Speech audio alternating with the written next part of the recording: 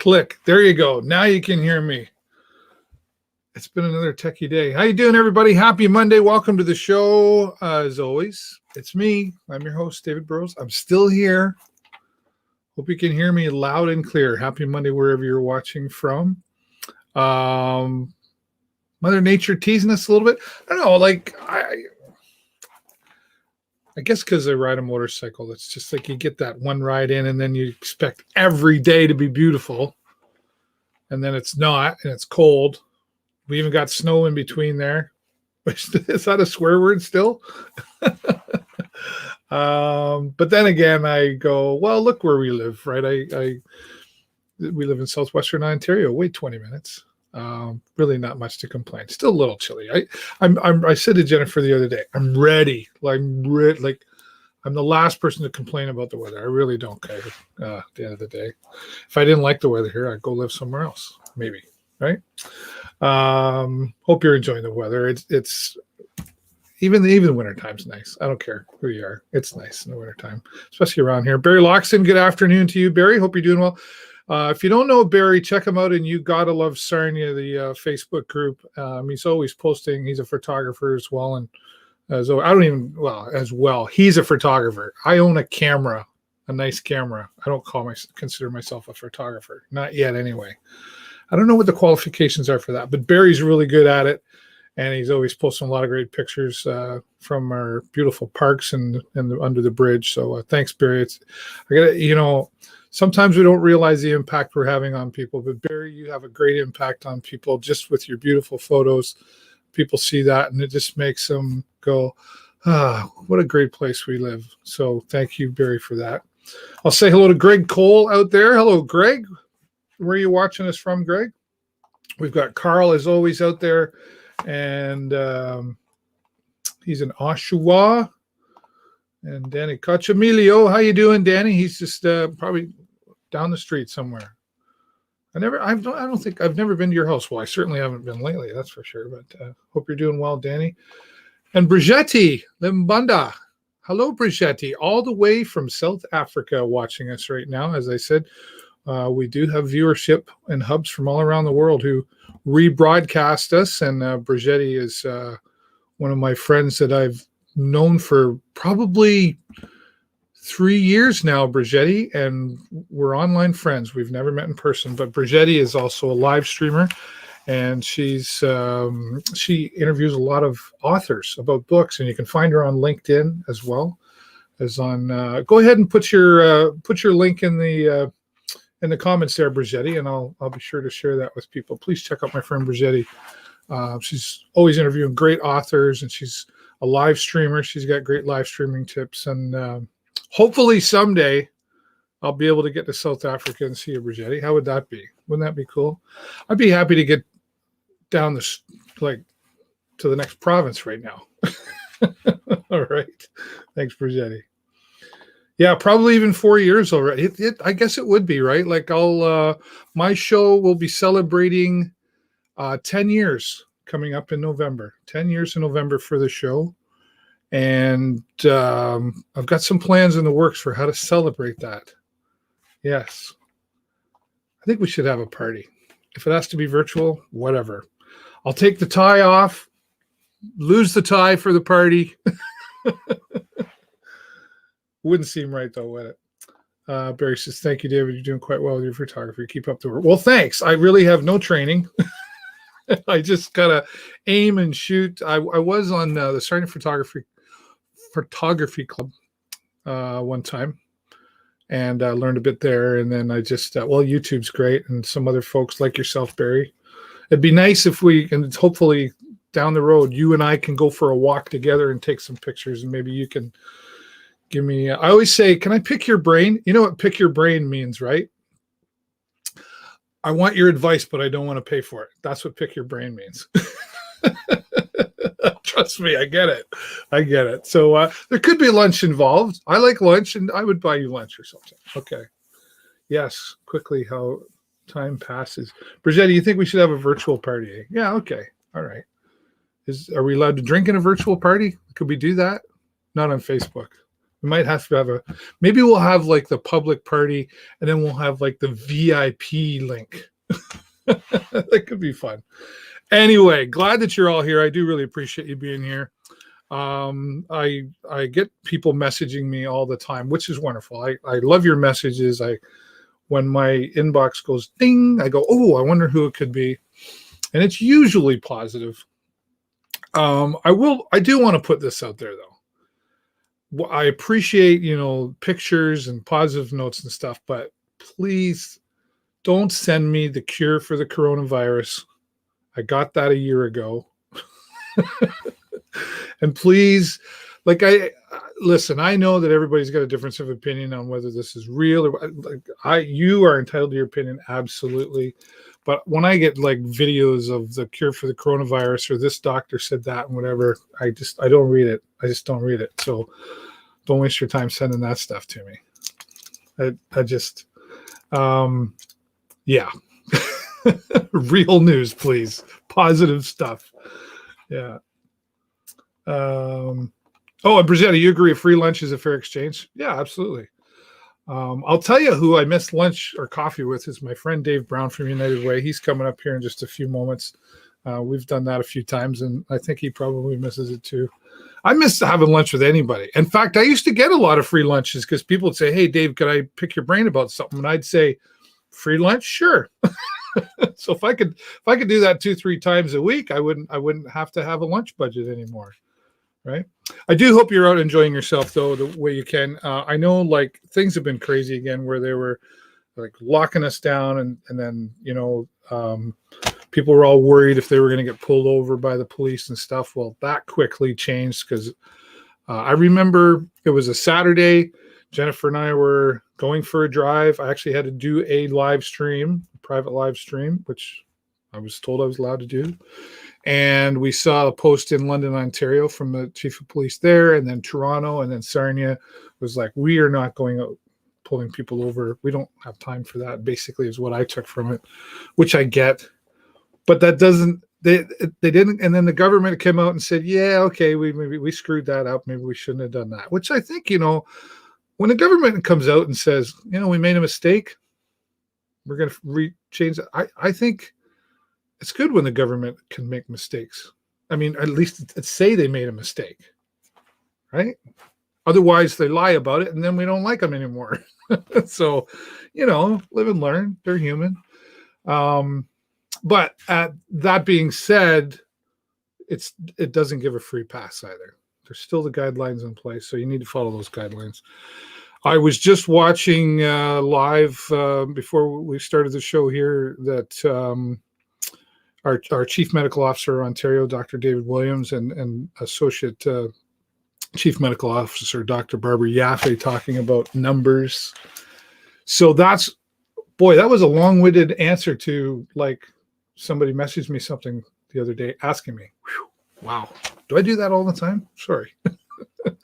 They messaged me saying, do you think there's they keep saying light at the end of the tunnel? We're almost there, right, David? And I'm like, well, first of all, I'm not the medical guy. I don't know. There's always a light at the end of the tunnel. The question is, how long is the tunnel? It's not if there's a light at the end of the tunnel. There's always a light at the end of the tunnel. How long is the tunnel? Is it as long as the choo-choo train, or is it as long as how long is that tunnel? Here's how long the tunnel is right now as of yesterday. They're talking about the concerns of ICU and hospitals getting full. There are 2,271 people in the hospitals right now. 871 of those people are in ICU. 871. Now, yeah, that's all of Ontario, but think about how many hospitals. That's a lot, right? It's about 800 more than we need. So yes, there's still a huge problem. All the variants are out there causing issues, etc. And in my opinion, we are the biggest problem of it all. Just going to say, we're the biggest problem. We're the ones that can control this as best as possible, and that's by following the guidelines, washing the hands, wearing the mask, even when you don't want to. I hate wearing my seatbelt too, but I wear it every time I get in my van, folks. So we're going to have to get used to that. There are 33,827 tests that were done yesterday. 33,827 tests. 10.9% were positive. That is the highest percentage to date since COVID. So the average is about 8% average. And there's currently 54,949 cases. So light at the end of the tunnel? Yeah. It's just a really long tunnel. Okay. So, and then the same person asked me, do you think we'll ever get back to normal? No, I don't.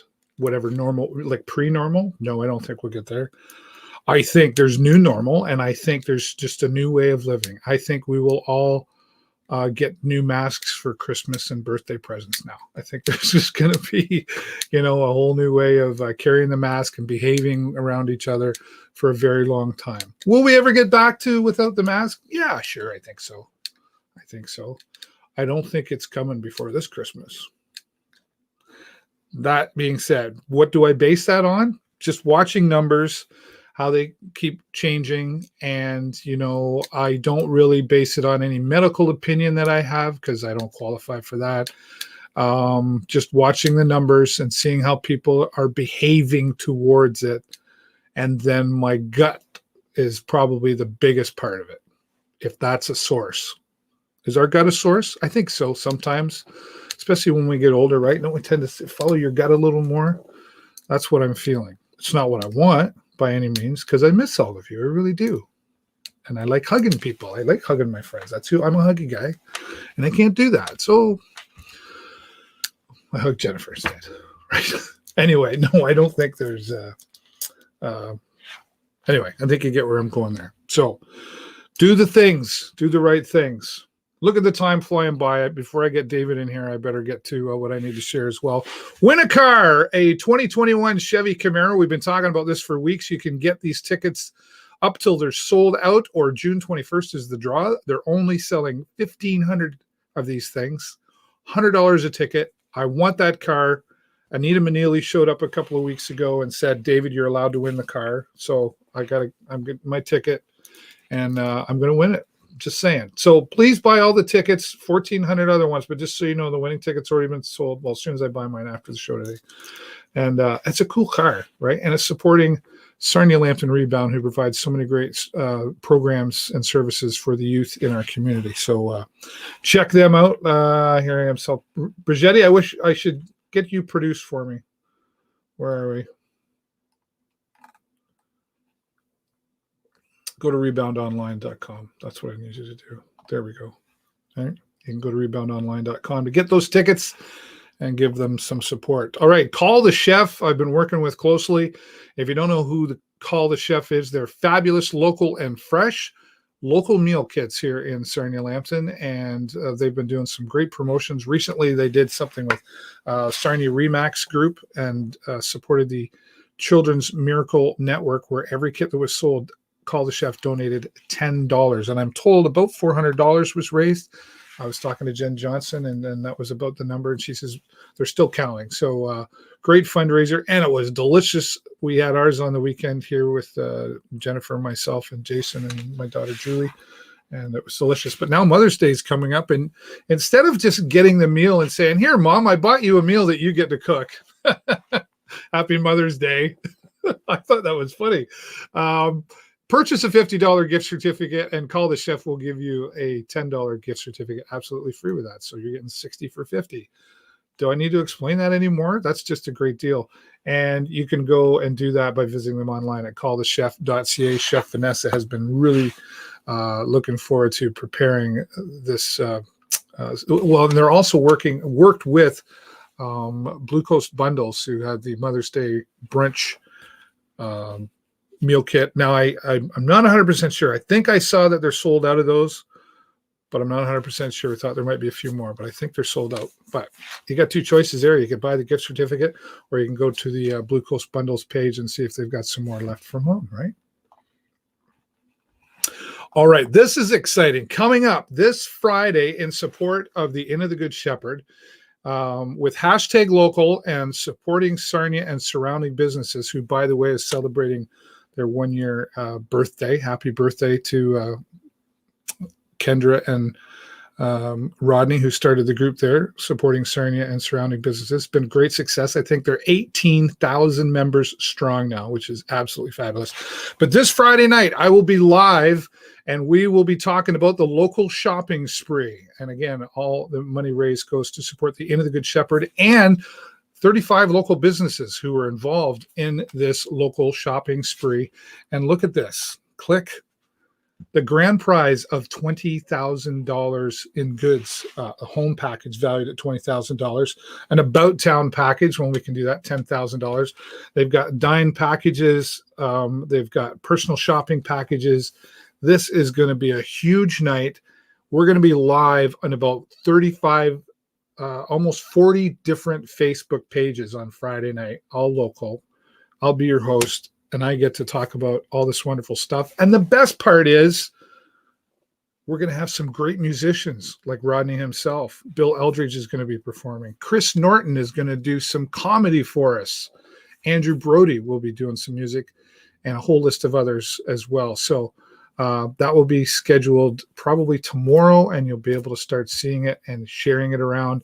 And right now you can go to localshoppingspree.com to start purchasing your tickets for a chance to win. Again, the grand prize, $20,000 home package. What a great way to support local. All right, that's going to be Friday, 7 o'clock. Looking forward to that. And just don't wait to get your tickets. Just go get them now. All right. Sorry, David, I'm over time. I'll give you some overtime. Here we go. Here's my friend Dave Brown from the United Way of Sarnia-Lambton. How you doing, sir? I'm doing wonderful, David. It's always nice to be with you. Yeah, it's good to have you back. I feel sometimes like you're here right away, and then other times it feels like, wow, that was like way too long. The time does pass quick. But hey, circling back, you said somebody sent you the cure to the coronavirus? Oh, yeah. Like a year ago. I've been holding back. I hope you sent that on to Fauci. Well, I was wondering who I could sell it to. Good idea. If you're interested. Always, yeah. Will you do every dollar goes that away or something? Do you get those too? Do you get those messages? Like, I also get a lot of people who want to be my friend who are from overseas, right. Very attractive women, and I'm thinking, no, there's no way. We've got no friends in common. She's not real. So I get those too, and then when I see friends in common, I'm like, what's that guy doing? Why is she friends with Dave Brown? No, I'm just kidding. Well, good to have you back, my friend. And I meant it when I said I can't wait for us to get out for coffee or lunch again someday. Absolutely. But I'm sure there's a long list of people waiting to get together for sure. What's happening with United Way Sarnia-Lambton? Well, as you know, we've changed our funding focus somewhat. I think every 12 years, we take a look at our community and we adjust our funding focus. It was youth, family, seniors results. Now we've tweaked it a little bit to focus more on poverty to possibility. The youth piece is still an important component, but then we've expanded the seniors to healthy people, strong communities. And that's where there's a lot of mental health counseling and whatnot in that. So at our last board meeting held March 31st, we actually announced 2 funding programs. $12,000 to the River City Vineyard. That's for their healthy snack program. That's for people who don't have a home, don't have any place to go, but are hungry. And a lot of the soup kitchens and whatnot have limited hours or have social distancing. But these people are hungry. They need something to eat. And if we get them something nutritious, and that's great. So we're happy to partner with River City Vineyard on Minton Street to do that. And then we did a $30,000 grant to the Habitat for Humanity. And this doesn't go to their builds. This goes to their handyman program. And, I know your viewers are familiar with the new builds they do once or twice a year for a family in need and whatnot. Your viewers may not know that they have a handyman service. And that's for people who need work done in their homes, but they don't know where to call. So anybody can call the handyman service. However, if you qualify for subsidized work, maybe a very limited income, maybe you get only CPP or old age security, but you need your eave troughs done, or you need the deck straightened out. Right. The Habitat for Humanity folks a call. They'll come out with a handyman, often with a couple of volunteers, and they'll fix that up for you. And that $30,000 that we granted them will help subsidize those costs for those people who qualify. And with our Day of Caring this year probably being canceled again, it just makes the Habitat program that much more important for those who, want to stay in their own homes. You can stay in their own homes, but if they don't look after it, with general maintenance, it could lead to bigger issues down the road. Absolutely. Now, when you say subsidized, so if I call the handyman program, there's still a fee, but it's smaller, or how does that work? Absolutely. They have a number of fees, and it's based on your income. Okay. And so if you have like $1 million annual income, with a very expensive house, you're going to pay a very different rate than somebody lives in, who has just old age security revenue coming in, or maybe a very limited pension. Very similar to our Meals on Wheels. I mean, if you have a certain income stream, you would pay full price for those Meals on Wheels from the Red Cross or Lambton Elderly Outreach. But the United Way subsidizes those groups for those who are on those fixed incomes and can't afford the going rate, but need the nutritious meals to keep them healthy and out of hospitals and that kind of thing. Fair enough, too, right? Well, and I guess that's what the United Way is all about, is supporting what's needed. Right. And it's great to when you sent me that message about the Habitat for Humanity. It was great to hear that, because rumors around town a while ago kind of heard that they were really kind of struggling to keep that program alive because of COVID, etc. So the United Way kind of swooped in there to say, yeah, we recognize this, and then of course River City. Totally. I know they're super grateful. It seems let's talk a little bit about, the qualifying to receive funds and money from United Way. And I'll let you go through that process. But what I notice in all our conversations and talking about it here is it seems that those who are also putting the effort in, like the organizations that are putting the effort in to create ideas, to create things that are making it work, like River City doing their fundraiser to help the homeless shelter, Habitat creating this program. Is that part of it that United Way recognized and said, hey, we see some effort happening there. They're not just asking for, give me some money. Well, that's absolutely true. But what we try to do is we focus our funding on specific programs. So there may be one agency where they offer 10 different programs to the community, but only one of them we fund. So, for example, the Red Cross offers a number of programs in our community. We focus on the transportation program, the Meals on Wheels program, and in the north part of the county, the Homeward Bound program, which is a ride home from the hospital and some meals. Community living might be another good example. They might have a huge budget, for their housing programs and their residential programs and whatnot. We fund the transitions program, and that is for their clients who are going from school to work or transitioning from work to retirement. So we may fund a very small percentage of the community living's overall budget, but it might be a significant piece of that one program. So to your point, the agencies still have to fundraise for those other programs that we don't fund. Right. Yeah. So it's a combination of everybody working together, really, at the end of the day to provide what they recognize. Because I know the United Way, like you guys do your research, your due diligence, if you will, on. Absolutely. Okay, let's take a look at the community. Let's look around here and let's see what's happening. Where are the gaps that we need to fill, and etc. It's a great process, and it seems to work, especially with let's remind everybody about the board of directors and how they make the decisions. It's not Dave Brown sitting in the chair that you see every week. No, absolutely not. And you just put up the graphic of our new funding priorities on the screen. And you can see that from poverty to possibility, where we're helping people move out over to avoid this cycle of poverty. And, we realize that there's some people who just can't get retraining to get new jobs, but they're part of the homeless community. But they have needs, and we're looking at harms reduction, and we're looking at, increasing the quality of life for them as possible. All that kids can be, of course, that's a big piece of what we're funding now, It will continue to be, so that we can give kids every opportunity and every fair chance that they get to succeed in life.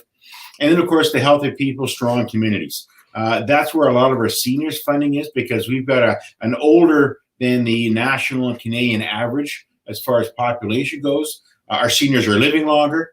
And there's so much more of them in our area. So we have to make sure that they're looked after, that they're comfortable, that they're not in the hospitals or they're not in the doctor's waiting rooms, that they're in their own homes and good quality of life. And then the other part of that, of course, the strong communities, is the mental health programming. We do a lot of suicide prevention counseling funding. I know Donna Martin has been a guest on the show in past years, past months, talking about the telephone distress line, health check.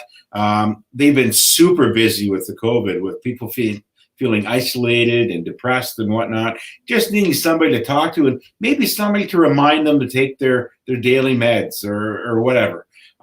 So that's the three funding focuses that we have. So moving forward, our agencies will be asked to apply for funding for the next go round. We're going to send out to the community what we call a letter of intent. And we go through all the programs and services that we want to fund. What demographics in our community do we want to help? And then agencies, as long as they have a local board of directors and registered with Canada Revenue Agency, they can apply for funding.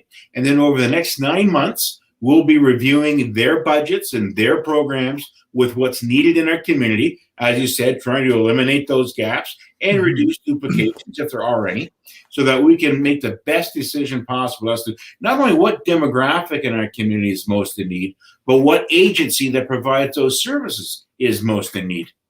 Yeah. We've talked a lot about money since you and I started hanging out here. And, starting in the beginning of all of this, it was kind of like an, oh, crap atmosphere. What are we going to do? And now we seem to have gotten used to Zoom accounts and this type of thing. But the money, is it still flowing? Hey, it is. In fact, we've already off to a pretty good start for this year's campaign. I'll give you a bit of a scoop. Right now, we've got about $210,000 already in pledges for this year's campaign. Oh, wow. So we're off to a great start. We've had a couple of insurance companies that wanted to help get us off to a good start. We had some late donations in from last year. And I know we've talked about people donating stocks. We've had 2 very large donors of stock in the past month or two for the United Way, which has helped us get to where we're at. So money is flowing. We do know that more and more people are giving online, just like there's more and more people doing their banking online. So there's a trust factor there. And people do realize that the United Way of Sarnia-Lambton is a local organization with a local board of directors, and that money does flow through to here. Whether you give online or you give at the workplace or whatever, it does find its way back here. Yeah, it's always great. I mean, that's probably the first thing, and that's probably why we talk about it every time you're here, is where does the money go? It stays right here in our community, Lambton County. It's used for local services. You talk about the board of directors. I think, did you recently just kind of filled a couple of spots, didn't you? What's the process for somebody, if somebody woke up one day and said, I think I want to be a board of director for the United Way? How does somebody get to do that? Well, the first thing that they would do is contact me. And I will forward that information on to the United Way Board of Directors. All the current board members, we have 15 right now. In December, they're asked if they want to stay on for another year or if they want to resign and volunteer in some other capacity. But you can only stay on for a maximum of 10 years. That way, we've always got fresh ideas, and it's not an old boys club. It's, constantly. What do you mean? And so, there's always fresh ideas. So this year we had 2 people at the end of their 10-year clock, and 2 people are crazy on the Zoom meetings. They like being in person, and so they feel a little disengaged. So they're going to try to do something else. So we did have 4 vacancies. So we've now. So what we would have done then in January is taken a look at who's been nominated. And it could be self-referral, or maybe, David, you tell me, hey, my wife would really like to get involved, or my brother would like. Well, then that would be a referral from somebody else, and we'll take a look at who's been nominated. We will meet with them to talk to them about what the requirements are, and a little bit about our policies and when the meetings are, and see if they'd be a good fit and if they're still interested. And if they are, at our annual general meeting, when we have our auditor speak about the finances to make sure that all the money went where it's supposed to and all legally and transparent and whatnot. Then at that time, we vote in the new, in this case, it was 4 new board members. Right. So it's just it's not kind of hand picked, I guess was where I was going. There's a process and there's requirements and you got to show up for meetings and exactly. And, although it's not onerous as well. I mean, we're not asking for credit. Yeah. You know, if you're interested and you've got a history of community support and you know about the United Way, then yeah. And what skill sets do you have? We've got a great cross section board right now. 50% of them are women. Most of our board are still employed, so they're not just retirees or seniors. So we've got a good cross section. I think equal to the demographics in our community. Fantastic. Well, it certainly seems to be working, and I like how you put in there's always new, fresh ideas. I always like to say COVID sort of forced us all into a corner. We were forced to be creative. Kept us all from being a little lazy for a while, maybe. Yes.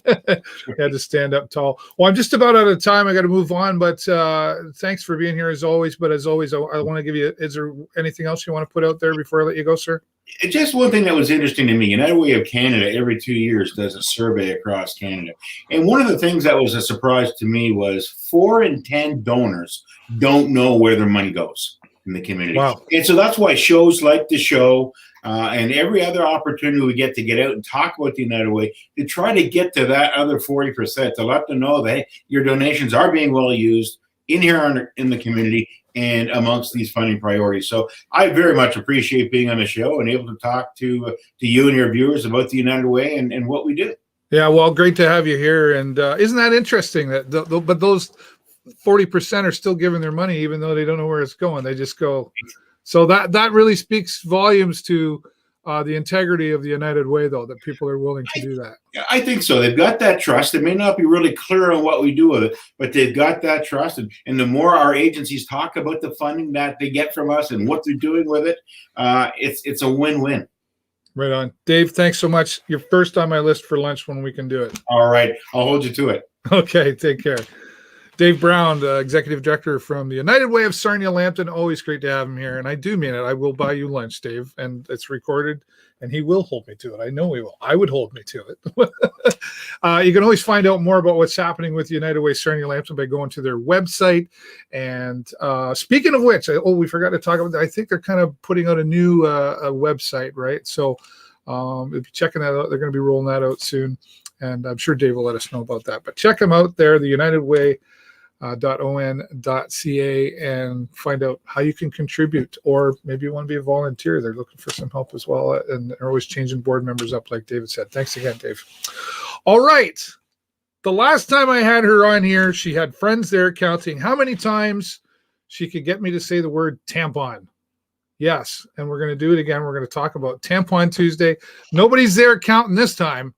Nobody's here. We're in a lockdown. I know, right? Michelle Parks, thanks for being here. Thanks so much for having me. You're my favorite interviewer to talk to. Oh, well, why are you talking to other interviewers behind my back? Well, sometimes, but not as pleasant as you. Well, thanks. I really appreciate the kind words. It's true, though, what I said the last time you were here, and I never thought I would say it on the show, is Tampon Tuesday. And then the last time I think we really talked about it, we were still in public, and you had an event that you had me MC. Yes. I was like, well, I never thought I'd be MCing something like this. But all joking aside, though, seriously, Tampon Tuesday is really something that's important in all communities. So let's tell everybody, what is Tampon Tuesday? So Tampon Tuesday is a mainly women's networking group that started in London 12 years ago now. And we have ventured out into the Sarnia-Lambton area for the past 2 years. So it started in May 2019, and we've been going strong ever since. So what we do is we get together, we collect menstrual products to donate to the Inn of the Good Shepherd. Okay. and to their food bank, because menstrual products are the most requested yet least donated items in a food bank. So really great news. We have collected almost 5,000 menstrual products for the Inn of the Good Shepherd since our inception here in Sarnia-Lambton. That really is fantastic. I do remember the first event, and we kind of went off to a room to talk, and you showed me all of the stuff that was donated at the first event. And I'll be honest, like in the beginning, I was like, okay, well, like I get it, I understand what it's for, but I was like, why is this a need? And I guess because I'm a guy, I wouldn't know. And then I talked to my wife Jennifer about it, and she was like, "Do you have any idea how expensive these are? Never mind the need." But these tampons, etc., are not expensive. cheap. Not cheap at all. And you have to think from a perspective of a woman who's living paycheck to paycheck, and her having to decide between buying menstrual products and buying food for her children. And it's sometimes a tough decision that women have to make. Yeah, and well, it's not really a decision anybody should have to make, because it can affect a person's health too, right? It can. If they go to alternatives, right? Yes, you're absolutely correct. Yeah, so we thought it was really important to start a chapter here in Sarnia-Lambton, and we've been going strong since our inception date. And our community, Dave. They really are fantastic when it comes behind rallying around an organization. And we kind of thought last year when COVID hit and lockdowns, and what are we going to do? Because our main thing is getting together the first Tuesday of the month at Stokes Inland. People come, they bring their menstrual products, and when you can't get together, how are you going to collect? But our community has really rallied together, and some great things have been happening. Yeah, well, no argument here. Dave Brown and I talk about it all the time too, and others, about when people need something, this community really does just come together and just says, okay, put everything else aside, let's focus on this and get it done. And I was amazed to see the response for something like this in the beginning as well. You talk about Stokes Inland being a supporter, and other community partners as well. Let's talk about that, though. You've got this virtual event coming up tomorrow. If you're watching live today, this will be tomorrow night at 6:00. Yep. What's happening with this virtual event? So we're having a virtual event tomorrow. We're partnering, and we're having the event with the London chapter. So London is where Tampon Tuesday originally started. So London's celebrating 12 years of Tampon Tuesday, and we're celebrating 2 years of Tampon Tuesday. And Mandy, who is our founder, has decided she really wants to honor what we've been doing here in Sarnia as a chapter. So we're going to have some guest speakers. We have someone from the University of Toronto who started a student chapter. We have who else? Mandy's going to speak. I'm going to speak. And then we have some exciting speakers locally. We have a lot of great supporters, and I could give you a list of about 50 organizations that have volunteered and collected products for us. But we have a special announcement coming from Imperial Oil Sarnia site that I'm so excited to share, but I can't share with you because I'm going to share it tomorrow. So tune into our virtual event. I can announce Ben Stonehouse from Northgate Shoppers Drug Mart will also be joining us. He is going to run an event for us for May, where you can purchase discounted menstrual products on the cash register when you're leaving the store. And so that's always very important, our shoppers partnership. And we also, the Rotary is not going to be on, but I did want to announce, and I'll give you this, the Rotary donated $1,000 to us earlier this week. And we are going to use that to start an education program with regards to menstrual cups. So, and we're going to be working with a really good friend of both of ours, Sue Harrell. Sue right now is a phys ed teacher at Great Lakes Secondary, and we're going to be going in and working with her phys ed, grade 11 phys ed class, and talking about Tampon Tuesday and menstrual health and the use of menstrual cups, which are very good for the environment and very cost effective. Well, I like how you're having the high school involved there as well. And Sue's known her a long time, of course, as well. Yeah. And that's really interesting that you've segued in that direction. I guess another thing I wouldn't think of, but because I remember back in our day in high school, Michelle, it was like sex education came out Yeah. I probably couldn't have even said that out loud, back then, because it wasn't easy to talk about, or it was embarrassing, especially at that age. Yeah. You expecting a good response though? So in talking with Sue, we have decided that the grade 11 and 12 phys ed classes would be best, because she said, kind of tee-hee in grade 9 when it comes to talking. Yeah. So we are going to start with the grade 11 and 12 classes, the senior grades. Perfect. That's fantastic. You've got to you got to feel pretty good, Michelle. I'll give you kudos, because you brought this into town, and you surrounded yourself with the right support partners, and it's really taken off. And you can just tell when you're talking about it, you can hear it in your voice and see it in your face that you're really pleased with the success that Tampon Tuesday's had here in Sarnia-Lambton. Well, I'm just you mentioned our team, and I have a really great group of women that are behind me, helping me out. I wouldn't be able to do it with them, because I would be, like a bull in a china shop, like wanting to do everything. And they're my Michelle, let's talk about this for a minute. And right. They're really wonderful. And I know that, Michelle, too. I know, that's kind of what I'm like. Let's get it done. We can do it. But they're fantastic. And our community has been really supportive.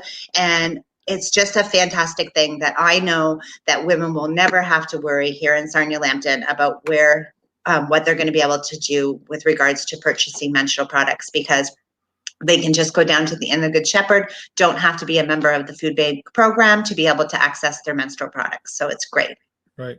Now, people want to donate. They're watching and they say, hey, I want to go buy some. Is this, they can email you here, or what's the best way to donate the product? Yep. So they can email me. We have a Facebook page, and we always have a bin located at Stokes Inland Bar and Grill. So they can email me. I'll do porch pickups. I've been doing that through this pandemic.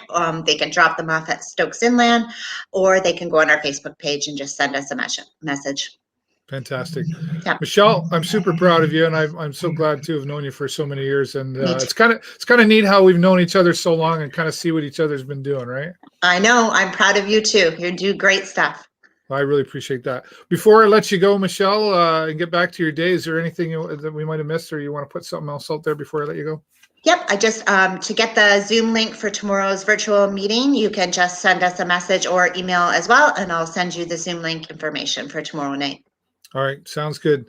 And what about your husband and all this? He's got to be he's like right there doing what he's told, right?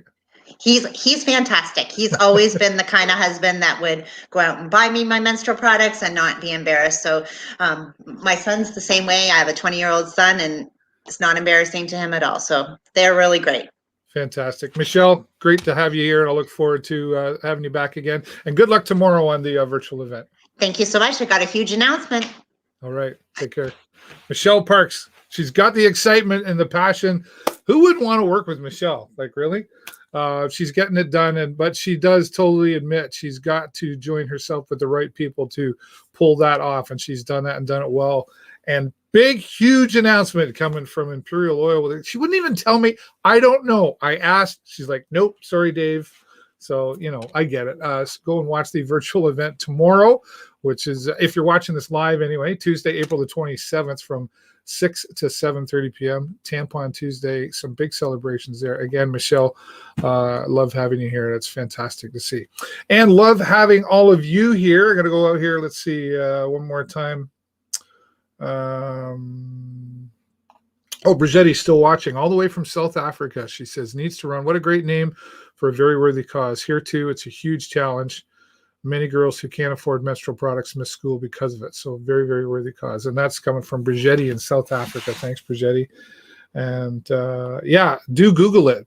Google it for sure. And there's Jesse Waterfield coming to us live, probably from Petroc. Are you at work now? He's our human gas buddy. So thanks, Jesse. And thanks to all of you. Adele, there. Adele was saying hello. Hey, Michelle, she said. And what's this? Why did I snub the AirPods? Oh, I'll tell you. Oh, you mean why do I wear a wired one now? Oh, that's an interesting question. Because I have like 8 iPhone devices around me here. So when I connected the Bluetooth, it would try to connect to everything. And then I couldn't hear what was going on. So If you go wired, you don't miss out on anything. And speaking of missing out, boy, I'm really glad you didn't miss out being here, because I would miss having you here. And I'm very grateful for everybody who gives the support here on the show every week. But a quick reminder, I'm a rider, my wife's a rider, my son's a rider, and lots of my friends are riders. Watch out for the motorcycles. Drive aware and ride aware. We are on the road. And motorcycle riders, you drive aware and ride aware as well. It's a two-way street, pun intended. Keep an eye out for the motorcycles on the road, because we want to be able to keep riding. And I want to say a special thank you, as always, to my supporters, Philly Cheese Jakes. You can visit him online at phillycheesejakes.com. Tell him I sent you, will you? Active Ears Hearing Center, Christine Fiji, where better hearing begins with you. Hughes Intelligence, security specialists here in Sarnia. Huron Signs SWO, a part of the AG Event Graphics organization, supporting us here for coming up on 10 years. Thank you, AG Event Graphics. Joe's Discount Tire, and my dear friends at Oswald's Diner, family owned, locally owned, oswalds.com to get all their menus. And of course, I got to say thanks to all of you. I do appreciate you being here.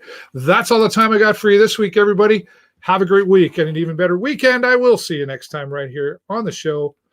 Bye for now.